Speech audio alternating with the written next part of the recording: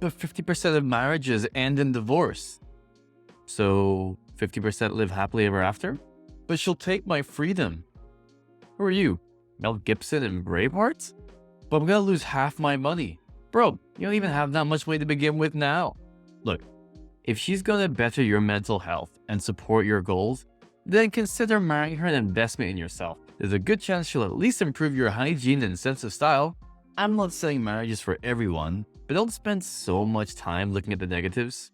You're not a photographer. Yes, it's a risk, but a calculated one. Like ordering the hottest chicken wings at the bar. However, do take my advice with a pinch of salt. I've only been married for 2 weeks, so I can hardly speak from a place of experience. But having been with my wife for almost 5 years, I can safely say that it's not as scary as you think to get married. Honestly, it still seems scary to me to sign up for a marathon.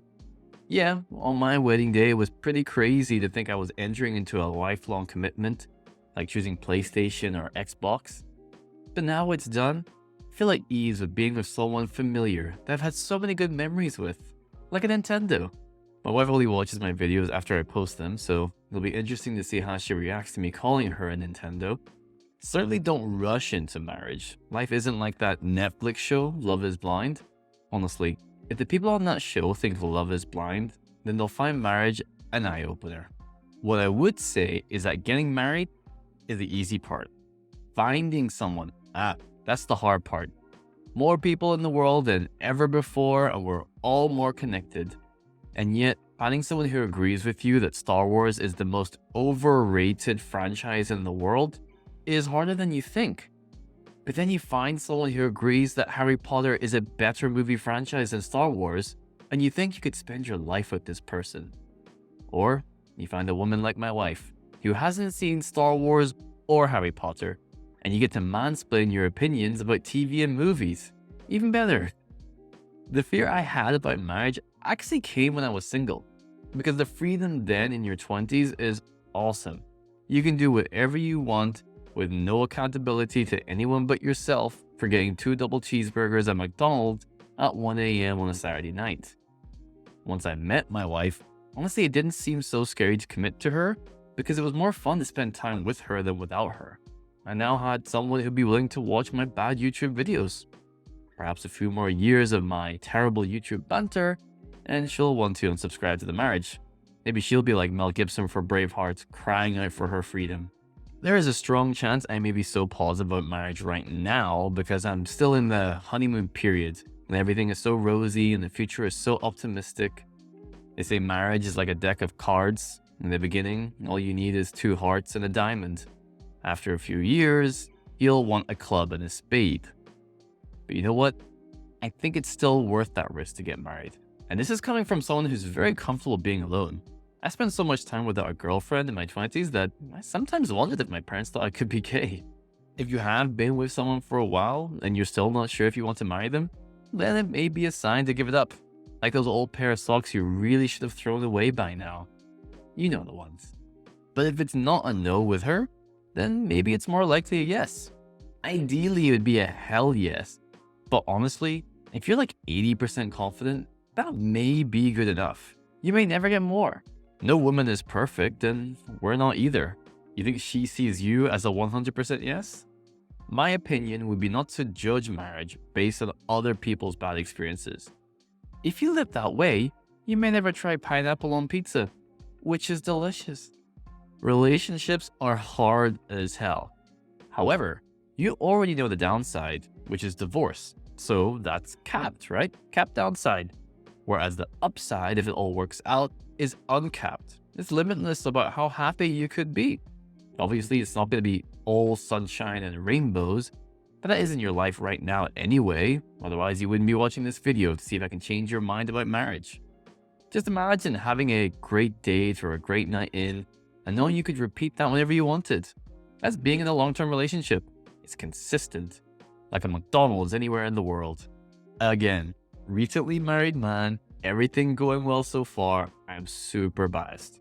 Just sharing my 2 cents that it's more fun to have different arguments with someone you know and knows you than with a new woman every few weeks or a few months.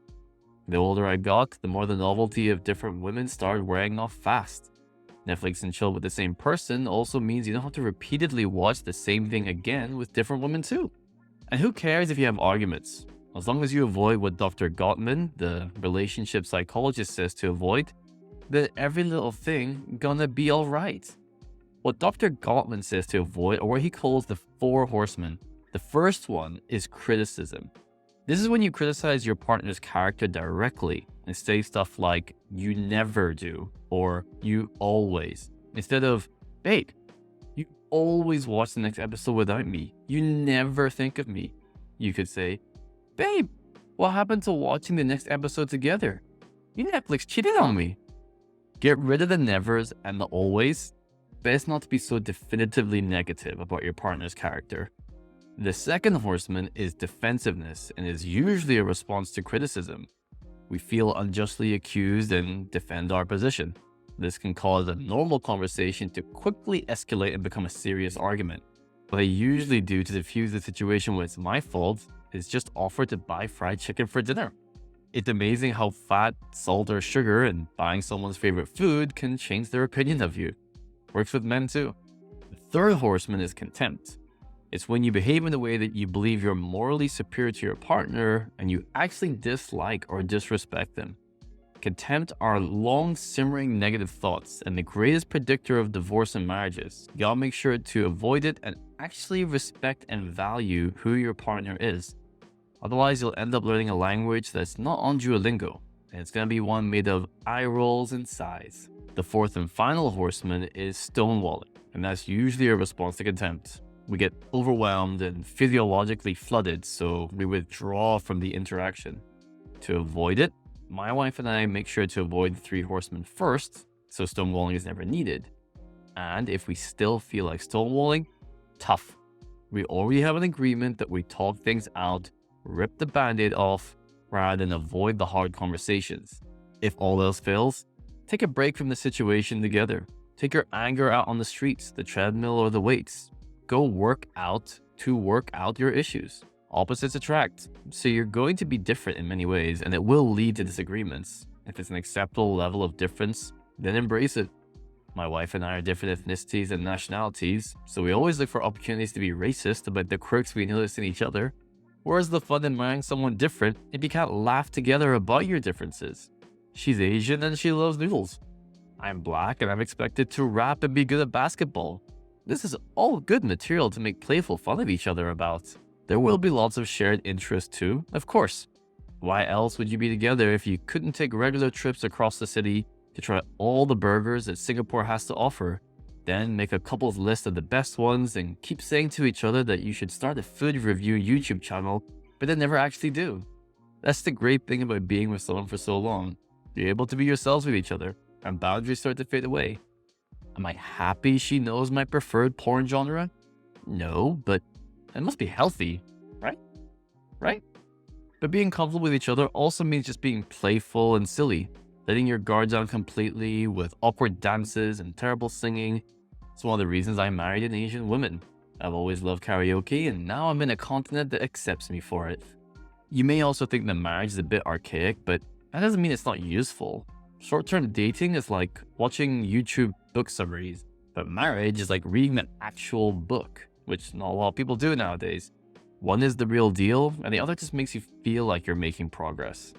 When it comes to chores around the house, we each have a preference on what we do or don't like. I hate vacuuming and cleaning floors, and she doesn't like doing laundry, so we divide and conquer. It means we get to stick on our headphones and do the tasks we don't mind doing, while the other chills on the sofa and tries not to secretly skip ahead of Netflix episodes we agreed to watch together. Definitely make the most of the My List section on Netflix. There is nothing worse than spending over 30 minutes arguing about what to watch. This may be the 5th horseman, to be honest. It's all up to you in the end, but from what I've experienced, not everything those red pill influencers say should be taken to heart. It doesn't make you a simp or a puppet of the system to want to commit to one woman. It makes you a man who values commitment, genuine companionship, and creating memories with the same person, instead of mindlessly scrolling through Tinder and not getting any matches. Where's the fun in that? You never get matches. You know it, I know it. We have all been there. The great thing is that if you can already be happy on your own, then when you meet the right person, you'll be even happier. you'll finally be able to listen to that Foo Fighters song and think, yes, someone is getting the best of me. Thank you, Dave Grohl. If you're an ambitious young man, that means you want to keep growing anyway. Being with the right partner allows you to grow together, point out each other's blind spots, and open each other up to new thoughts, new experiences. Along the way, you can have inside jokes, create traditions, and maybe even navigate parenthood together. Just don't ask me about advice on that last one. Having kids still scares me. And don't forget, in Braveheart, Mel Gibson was pissed because they killed his wife, not because they took his freedom. That only came afterwards. So, it goes to show that even William Wallace preferred a loving wife than freedom for Scotland.